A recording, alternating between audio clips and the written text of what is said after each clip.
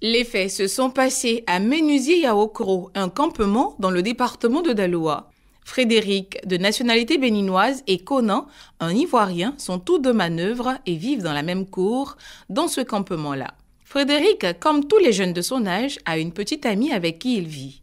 Son voisin Conan, par contre, est célibataire. Un jour, Conan fait savoir à Frédéric et à sa petite amie que leurs ébats l'empêchent de dormir et qu'il devrait faire moins de bruit.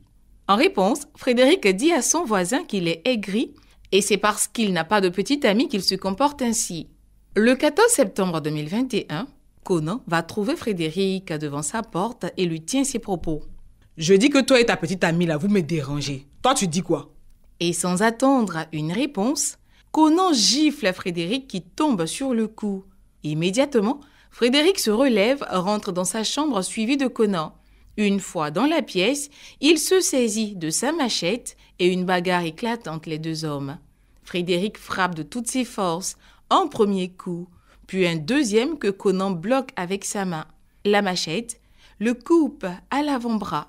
Le sang qui jaillit tache le sol et les vêtements.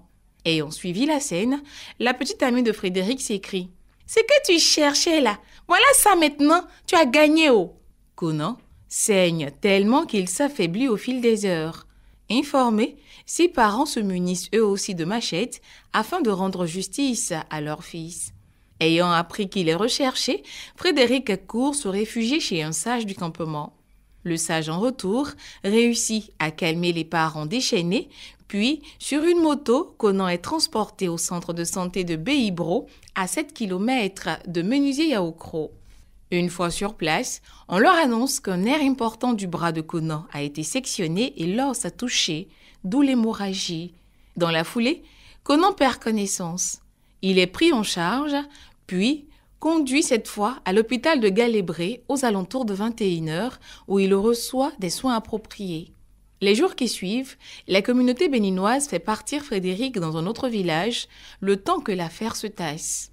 Après plusieurs médiations, les parents de Conan acceptent de régler l'affaire à l'amiable à condition que Frédéric paye pour toutes les dépenses occasionnées.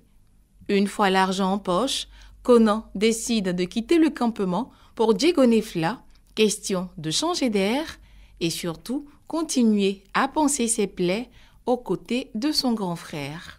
Ça se passe ici. Radio Côte d'Ivoire, Abidjan 88.fm.